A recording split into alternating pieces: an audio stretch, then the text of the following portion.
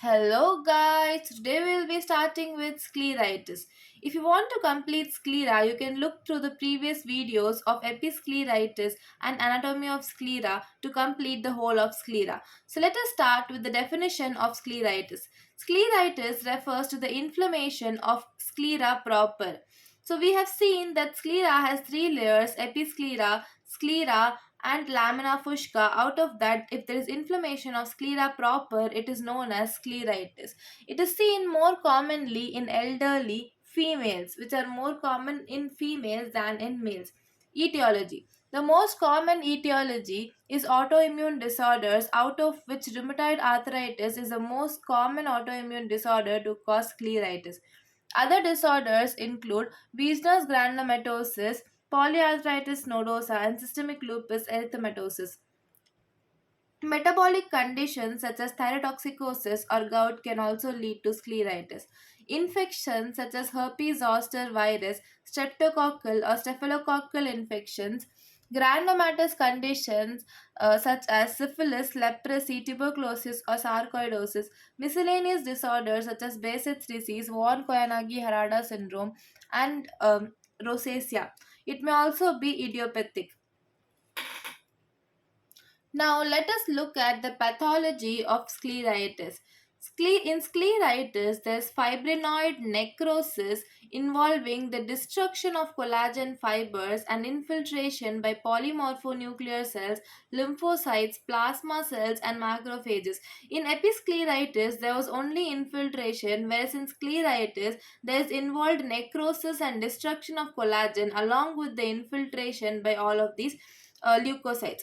Next, there's formation of granuloma, especially in granulomatous scleritis. There'll be formation of granuloma, which will be surrounded by multinucleated epithelioid giant cells and old and new vessels. So, study that in granuloma, it consists of slipper-shaped or giant epithelioid cells. Classification of scleritis. So we have to know the classification. It is most important part.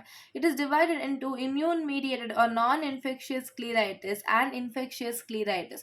Out of these, the immune mediated or non-infectious scleritis is more common than infectious scleritis.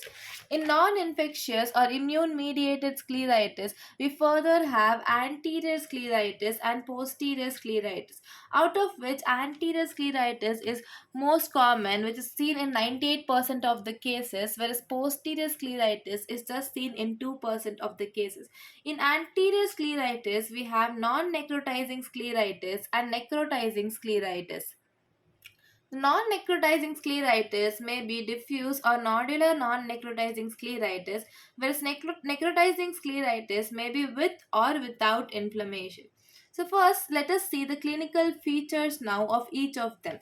So, first, we'll look at the symptoms which are common to all of the scleritis. So, redness. Here, the redness is diffuse or localized depending upon the type with a violaceous hue. Whereas in episcleritis, it was bright red or pink in color, as you would have seen in my previous video.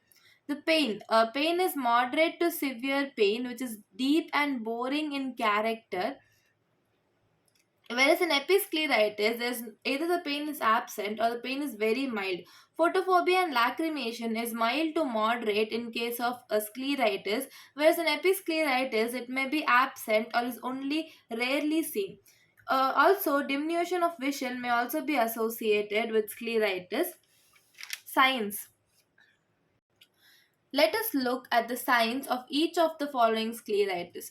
So, first we'll look at immune mediated scleritis, also known as non infectious scleritis. So, out of these, first we'll look at anterior scleritis, and in anterior scleritis, we'll look at non necrotizing scleritis, which is divided into diffuse and nodular. So, first we'll look at diffuse scleritis, which is the most commonest variety.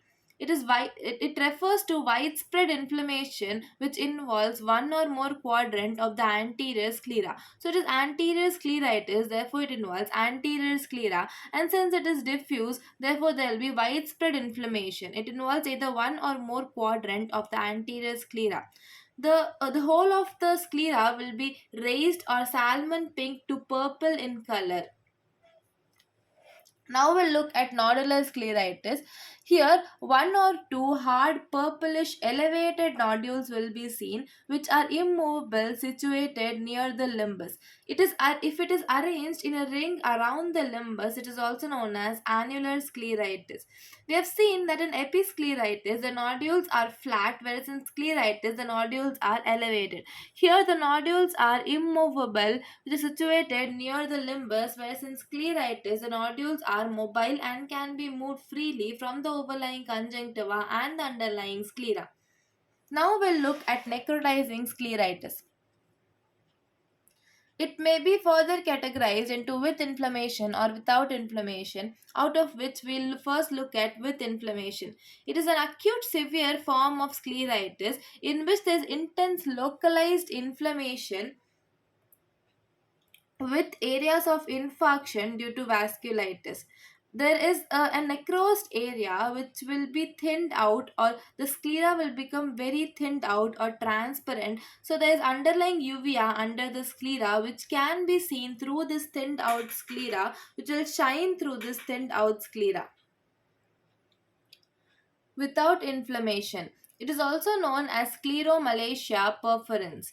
It is seen in elderly females, especially with long standing cases of rheumatoid arthritis. So, without inflammation, necrotizing scleritis is also known as scleromalacia perforans. This is very important in MCQ perspective. Uh, Without inflammation, there'll be yellowish patch of melting sclera will be seen, along with which the overlying episclera and conjunctiva will separate from the surrounding normal sclera. So there'll be a yellowish patch of sclera which will be melting and will separate from the surrounding normal sclera. And after this, there'll be sequestrum of sclera which will be dead white in color. And after this, it will be absorbed. This will also be absorbed, which will leave behind a large punched out lesion, which will consist of thinned sclera through which the uveal tissue will shine as it lies under the sclera. Now we'll look at posterior scleritis. Posterior scleritis involves this area of the sclera behind the equator. The features are associated with inflammation of the adjacent structures such as retina, macula, or other muscles of extraocular muscles. So, first is retina, there will be exudative retinal detachment, macular edema, proptosis, and limitation of ocular movements. Now we'll look at infectious scleritis. It is seen in only 5 to 10% of the cases, therefore it is not much common. In early stages, it will be similar to infectious scleritis. So it will be similar to inflammatory scleritis. Therefore, it is difficult to differentiate between the two. The suspicion of infectious scleritis arises when there is purulent exudative scleritis or infiltration. If there is the signs of infectious scleritis includes the formation of fistula, conjunctival or scleral ulcers, and painful nodules formation over the sclera. Let us look at the complications of scleritis. So the complications can be corneal complications, which includes keratitis, which is the inflammation of cornea, which may be sclerosing keratitis or peripheral ulcerative keratitis, or also keratolysis, or scleral complications such as thinning of sclera, which can further lead to staphyloma formation. Uveal complications such as uveitis. If there is involvement of the anterior chamber, there may be secondary glaucoma. In lens, there may be complicated cataract. In retina and optic nerve, there may be macular edema, disc edema, and exudative retinal detachment. Hypotony or proptosis may also be seen. Now let us look at the investigations for scleritis. We can first we'll take the erythrocyte sedimentation rate, total leukocyte count, and differential leukocyte count, which generally will take in most of the cases. And serum C3 immune complexes, rheumatoid antibodies, ANA anti-nuclear antibodies, or LE cells can also be seen. Out of this, RA seen is most common since it is mostly associated with rheumatoid arthritis.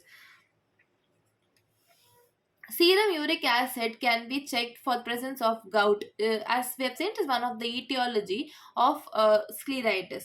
Urine analysis can be done, Mando test for detection of tuberculosis, and chest X-ray, paranasal sinuses, and orbit can be done. Treatment. The treatment may be of immune mediated scleritis and infectious scleritis. So, first we'll look at treatment of immune mediated scleritis. So, as we know, it is not due to any kind of infection, it is just the over responsive immune system of the human. We will give steroids for immune mediated scleritis. So, the immune mediated may be for the non necrotizing or necrotizing in anterior scleritis. So the for non-necrotizing, we can give topical steroids or systemic indomethacin, which is NSAID, non-steroidal anti-inflammatory drugs. And for necrotizing scleritis, we can give topical steroids, oral steroids. Uh, if the steroids are if there's no effect even after giving steroids, then we will resort to immunosuppressive agents such as methotrexate and cyclophosphamide, or surgical therapy such as scleral patch graft can be given to maintain the integrity of the globe. But for infectious scleritis, we will not give steroids. It is contraindicated as it can increase the infectious scleritis. Therefore, for infectious scleritis, we will give antimicrobial therapy, which may be topical antibiotics or oral antibiotics, and surgical debridement can also be done. So, this was all about scleritis. Thank you.